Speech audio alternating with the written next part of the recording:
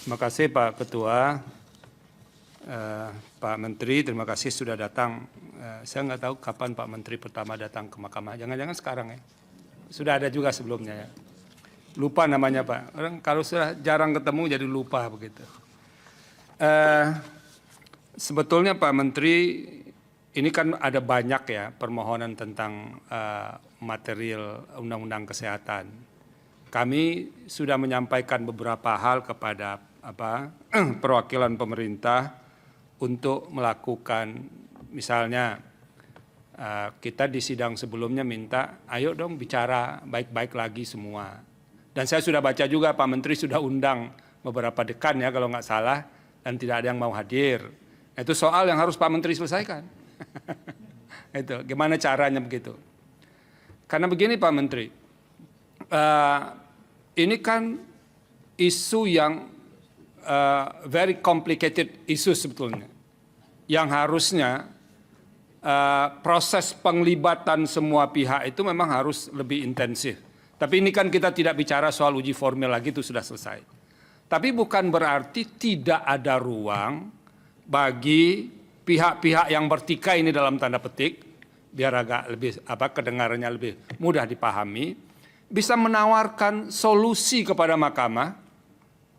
Ini loh, ini kalau zero sum game, main-main menang-menang kalah-kalahan kan berbahaya untuk soal-soal yang seperti ini. Nah, kami menyampaikan sebelumnya bertemu pihak-pihak ini supaya nanti ada kerangka solusi yang jauh lebih konstruktif yang bisa ditawarkan. Bisa nanti disampaikan bersama-sama. Ini loh yang kami sepakati bersama-sama terkait dengan beberapa isu. Nah, itu sih sebetulnya tujuannya. Kenapa? Kalau begitu kami memutuskan, nah itu sudah repot, sudah sampai di tahap itu. Dan itu kan harus dilaksanakan, tidak bisa tidak.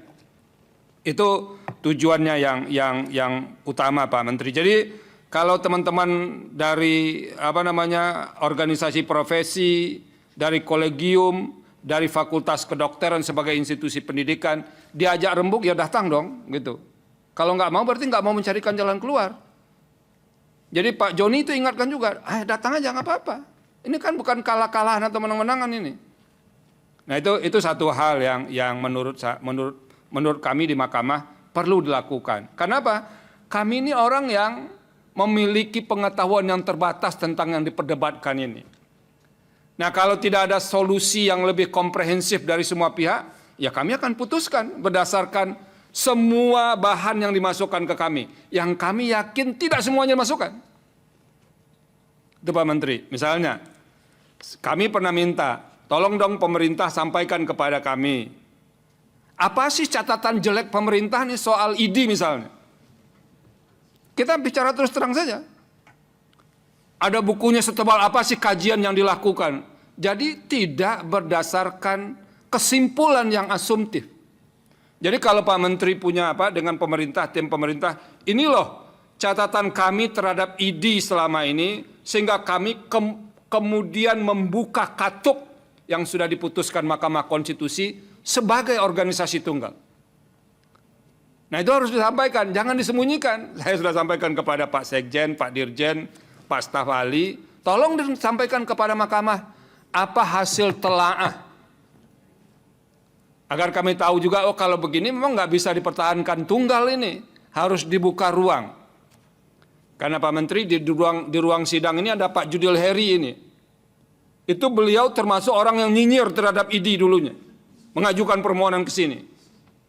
Ya nih semuanya kan tahu Pak Joni juga yang ada di sini kan. Tapi informasi itu nggak pernah masuk ke kami. Apa sih yang diperdebatkan di luar panggung itu? Nah tolong itu disampaikan kepada kami Pak Menteri. Karena begini biasanya kalau pembentuk undang-undang mau mengubah sebuah undang-undang, biasanya ditanya dulu kepada usernya. Usernya kan tidak ID saja, jadi kalau sini mangguk-mangguk tidak ID saja. Kepada rakyat yang paling penting, apa sih problem selama ini. Tapi ID ditanya juga, kolegium ditanya juga, fakultas kedokteran ditanya juga. Nah tolong itu kalau ada kajiannya Pak Menteri, supaya kami bisa diberi pengayaan terhadap itu.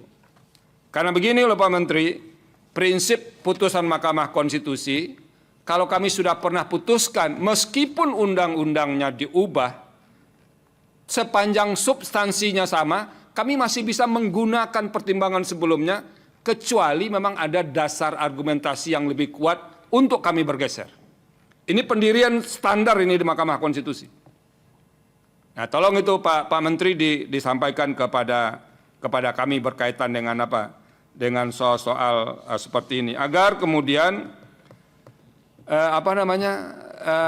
ini saya mendengar banyak suara nih, dokter-dokter baru, baik yang tidak suka dengan ID maupun yang tidak suka dengan pilihan pemerintah ini. Jadi ketemu, ada kegiatan alumni segala macam, nanya begitu. Ini katanya ID ini memang begitu dari dulu, saya enak perutnya aja katanya. Tak ketemu yang tidak suka pemerintah saya enak perutnya aja mengubah undang-undang ini. Nah, informasinya kan harus agak lebih detail dikasih ke kami Pak Menteri. Itu yang paling penting yang ingin kami peroleh, hasil studi pemerintah. Nah, yang tidak kalah pentingnya juga Pak Menteri, tolong disampaikan, ini ketika terjadi proses awal dulu, apa sih catatan-catatan keberatan yang disampaikan oleh teman-teman di organisasi profesi terhadap draft yang dibuat oleh pemerintah itu?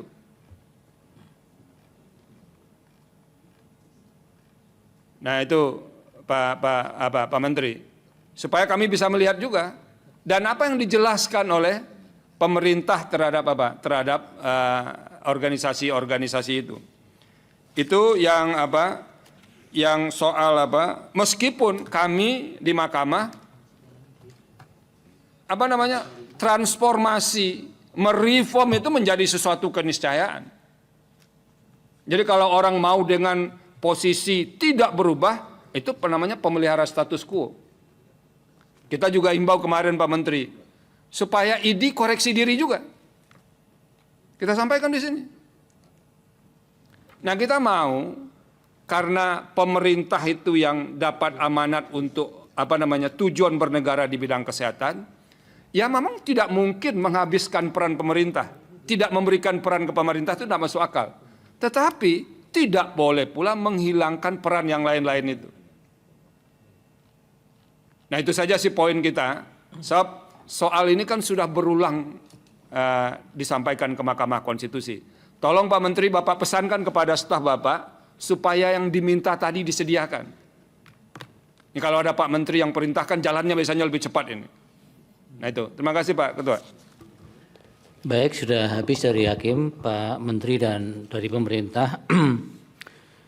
Nanti supaya ditambahkan dalam keterangan tertulis Pak, karena tadi ada permintaan yang hari ini tidak atau belum disampaikan, yang intinya kejujuran, keterbukaan itu supaya kenapa hal-hal lama itu kemudian tidak dipertahankan, mungkin ada sesuatu yang disembunyikan yang belum disampaikan tadi. Itu oleh karena itu kami lebih memilih untuk keterangannya nanti ditambahkan dalam keterangan tambahan tertulis.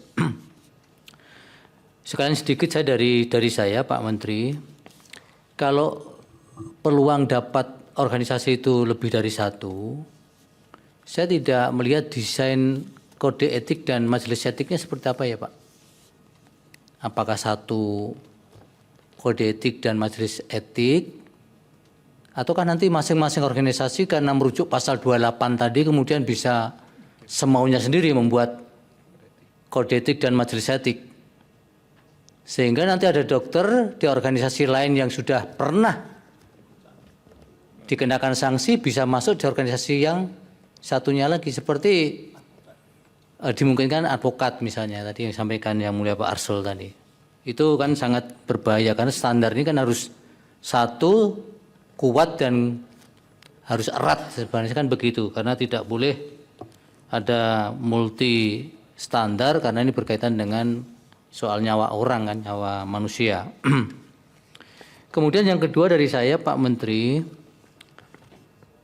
sebagian keterangan tadi kalau saya cermati sudah argumentatif ya keterangan tadi. Tapi nah barangkali ini pernah yang disampaikan para hakim di persidangan sebelumnya. Apakah memang ada peraturan-peraturan pelaksanaannya yang kemudian bermasalah Pak Menteri? Nah, kami mohon diberikan inventarisasinya berapa perkara yang diuji di Mahkamah Agung yang menjadi peraturan organiknya daripada undang-undang ini, Pak. Nah, ini barangkali kemudian ada pembelokan dalam arti dalam tanda petik ya, pembelokan di aturan pelaksanaannya. Meskipun ini bukan menjadi kewenangan MK, tapi paling tidak kita ingin tahu originalitasnya, norma sebenarnya seperti apa. Itu. Mungkin itu saja dari saya tambahannya Pak Menteri. Atau sementara kan ada yang disampaikan, silakan. Boleh. Singkat-singkat nanti sebelum ditambahkan secara tertulis.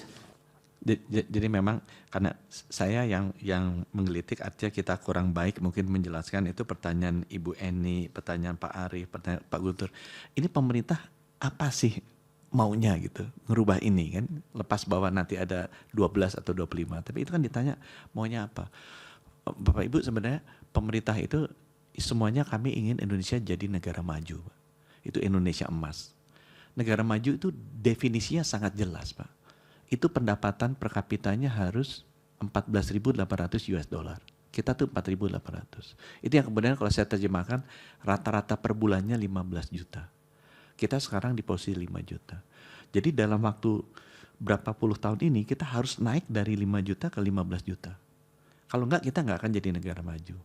Nah, catatan kedua yang bermasalah di sisi kesehatan, karena di sejarah bangsa-bangsa di dunia, potensi negara maju itu terjadi pada saat puncak bonus demografi. Karena pada saat itulah jumlah pendapatan paling banyak. Karena orang yang produktifnya banyak.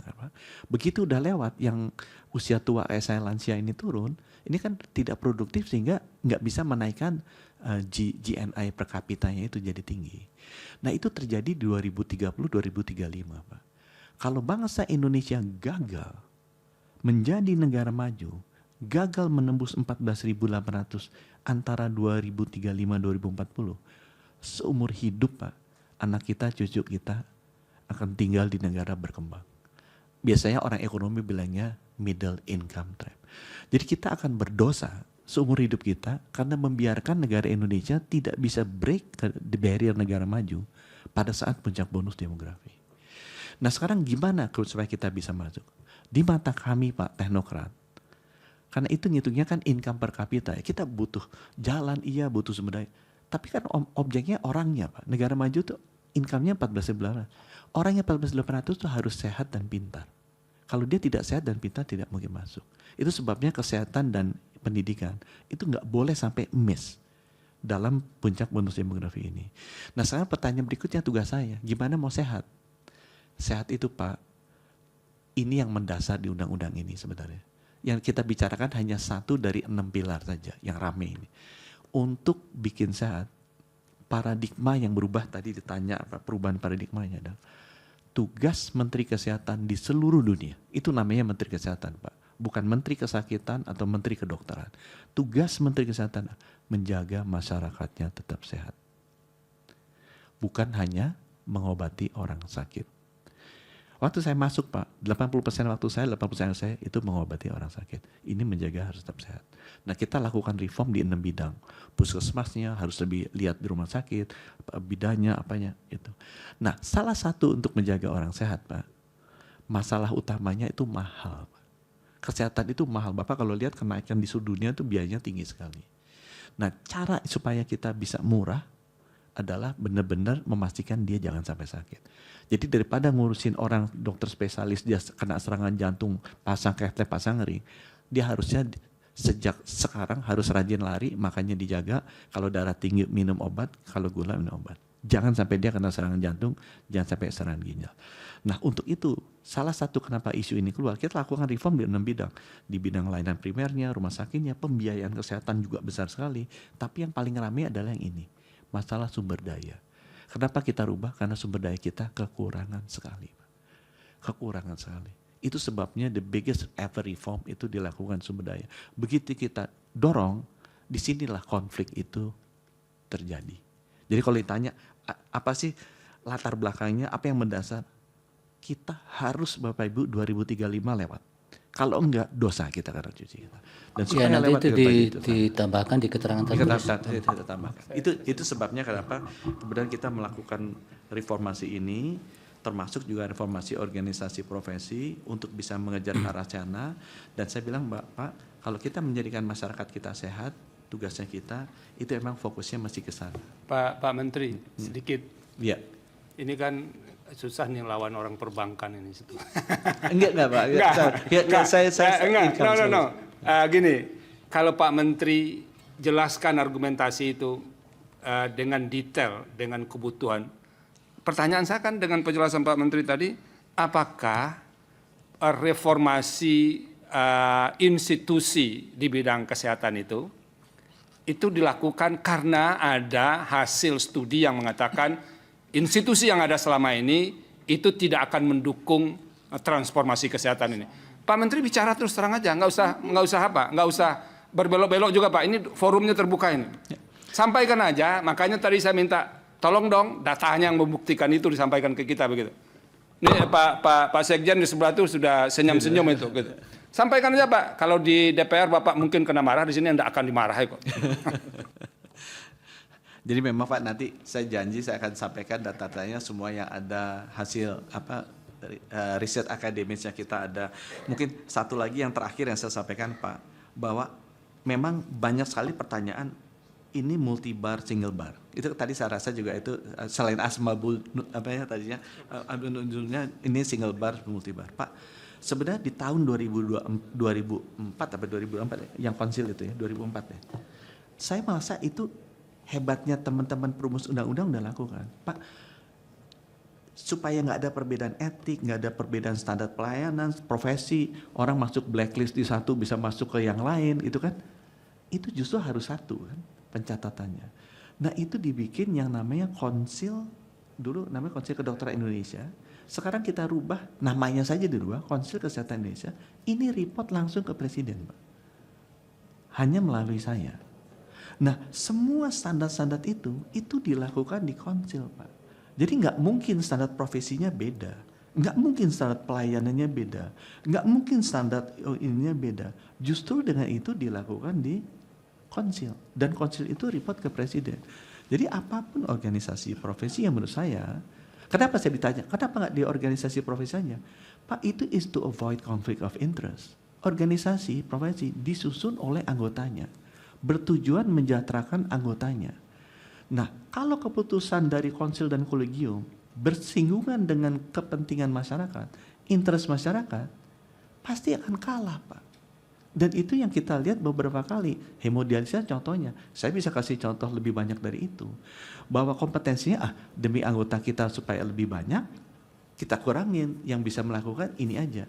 Akibatnya kan masyarakat tidak terlayani. And masyarakat doesn't have a representative voice untuk bisa melakukan perlawanan itu karena tidak ada representasinya di konsil di bawah organisasi profesi. Ya, nanti ditambahkan itu nanti saya mau jelaskan. Ya. Jadi mohon maaf karena kepanjangan Pak, tapi ya, sebenarnya bagus sudah ada dialog walaupun singkat. Mudah-mudahan nanti bisa diteruskan anytime saya dipanggil oleh Mahkamah Konstitusi, hakim-hakim, saya pasti datang dan ya setiap sidang yang dipanggil kan menteri seharusnya.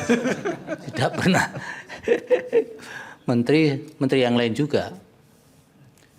Kami senang kalau Pak Menteri selalu bisa hadir, nanti bisa langsung dialog dengan persoalan-persoalan yang dihadapi oleh pihak terkait dengan dari pemohon juga, jadi bisa langsung direspon.